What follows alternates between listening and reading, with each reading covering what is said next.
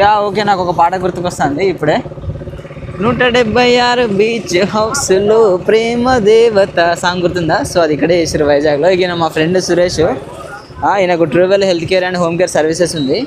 So దీని గురించి నేను ఒక ఫుల్ డీటెయిల్స్ మీకు నేను స్క్రీన్ మీద ఇస్తా. సో ప్రజెంట్ అయితే మనం ఇక్కడ వైజాగ్ పోర్ట్ ఏరియాలో ఉన్నాం.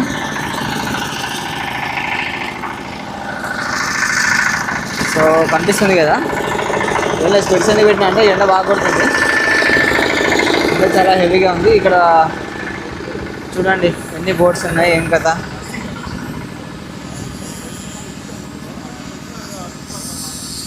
వావ్, ఎక్కువ మొన్న చాలా వరకు బోట్స్ కాలిపోయినాయంట. సో ఆ కాలిపోయిన ప్లేస్ ఏంటంటే రీప్లేస్ చేయడానికి వాళ్ళు కొత్త బోట్స్ అనేది తయారు చేస్తారు.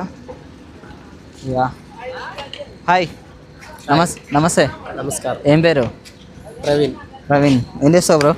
ఫిషింగ్ హార్బర్లో బోట్కి వెళ్తాం. ఏమి బోట్ ఏది? అక్కడ ఉంది. అవునా, ఇప్పుడు వెళ్తున్నారా మరి? వెళ్ళేసి వచ్చాం, ఇంజిన్ ఆగిపోయింది. ఎందుకు? అంటే వాటర్లోకి వెళ్ళిన తర్వాత కొన్ని ప్రాబ్లమ్స్ ఉంటాయి, దానివల్ల ఇంజిన్ ఆగిపోయింది. అయ్యో, ఏం పర్లేదు, మంచిగా చేసుకోండి, మంచిగా ఎక్కువ చేపలు పట్టండి, సరేనా? ఓకే.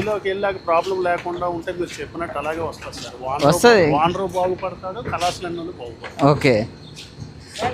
సో వీళ్ళు సముద్రంలో బోట్ వేసుకోపోయినప్పుడు ఏంటంటే దానికి అక్కడ ఏదో టెక్నికల్ ప్రాబ్లమ్స్ వచ్చినాయంట.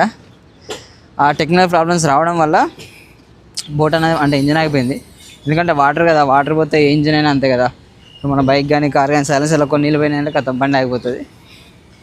బట్ వాళ్ళు వెళ్ళిరంట, ఇక దురదృష్టవశాత్తు జరిగిపోయింది. బట్ ఏం పర్లేదు, మనం అయితే మోటివేషన్ అయితే ఇచ్చినాం, అంటే మంచి జరగాలని అయితే కోరుకున్నాం. సో మళ్ళీ తీసుకొచ్చి పాపం బోట్ ఆడ పెట్టారంట. చూడండి,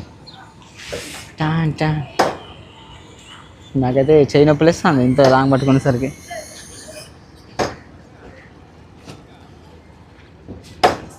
వైజాగ్లో కూడా కాకులు నల్లగానే ఉన్నాయి, నమ్మరా? యూట్యూబ్లో వస్తుంది. ఒక్క నిమిషం ఏంటి.